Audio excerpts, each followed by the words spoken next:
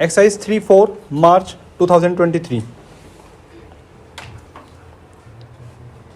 Mr. Deputy Speaker, Sir, I am very glad that I have the opportunity to take part in the discussion on the demands for grants in respect of the Ministry of Labour. I am very happy we have got a very good Labour Minister, but I do not know whether he is able to take all the steps necessary to improve the labour situation in this country at this critical moment.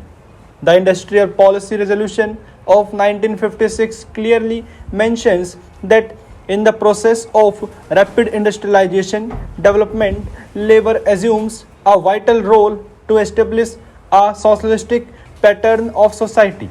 The main problems facing the working class are of getting adequate wages, essential commodities at present at precise they can afford some sort of shelter and clothes. The government minimum needs program has hardly reached the working class. The vast majority of laborers are unable to make both ends meet. The government has mentioned endlessly on the question of evolving a national wage policy or an integrated wages incomes precise policy. In the Labour Ministers' conference some time back, it was suggested that steps should be taken to enforce the minimum wages in the different industries. It was also suggested that non-implementation of minimum wages should be declared as a cognizable offence and the offenders should be arrested.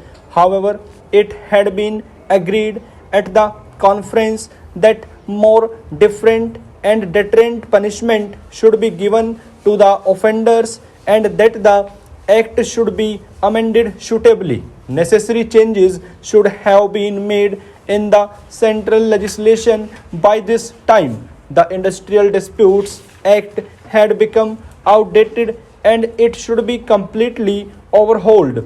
It has been claimed that the emergency has brought discipline among laborers and the production has been increased. Yes, it is a fact, but the laborers are forced to work and they are forced not to take part in the trade union activities. The trade union rights have been completely taken away from the labor.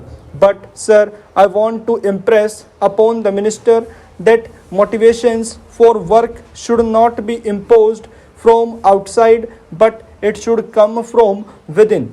A contented labor force is an asset to the development of industries. You have taken away the permitted bonus. Some time back, this parliament passed an act to fix the maximum and minimum bonus at 8.33%, but the same act was adversely amended by the same parliament some time ago.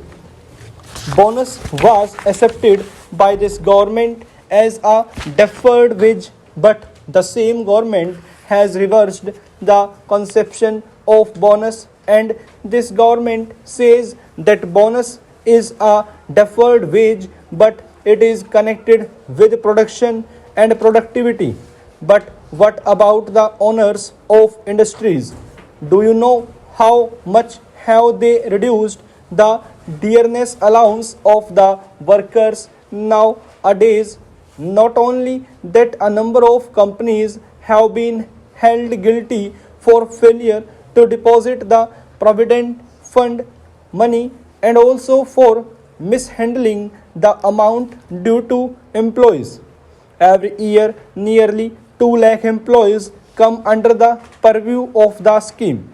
The total number of employees covered by the scheme in the year 1995-1996 was 61 lakh and it was 75 lakhs in the year 1996-1997, whereas the average refunds amount to rupees 100 to 125 crores the gross contribution to the fund was expected to reach rupees 58 crores in 1995-1996 from rupees 51 in 1996-1997, whereas the refunds to the employers on an average is rupees 10 to 12 crores. Naturally, such a situation calls for stringent regulation and control over the operation and administration of funds. If the administration of the Provident Fund scheme at various levels has to be really advantageous to the employees, there should naturally be regional offices which could directly deal with members of the fund who go in for advances and advance loans. Naturally, be regional offices which could directly deal with members of the fund who go in for advances, loans, etc. The present situation has offered an opportunity for the government to make necessary meaningful changes in a number of legislative measures which seek to protect and regulate the rights and working conditions of industrial workers and other employees. In fact, several clauses of the legislative measures have little relevance to the present day conditions. Regarding the Appreciation and Apprenticeship Act, once our Prime Minister said in the Right and State Labour Ministers Conference that the Apprenticeship Act had not been implemented vigorously. It had not been given a trial. Utilization of apprenticeship opportunity or filling such vacancies has not been uniform in all the state. Creation of skilled manpower has lagged behind the limits of possibilities. So, the more important point is what is to be done. Even more important is that there is a new sense of urgency and a will to get things done. Stop.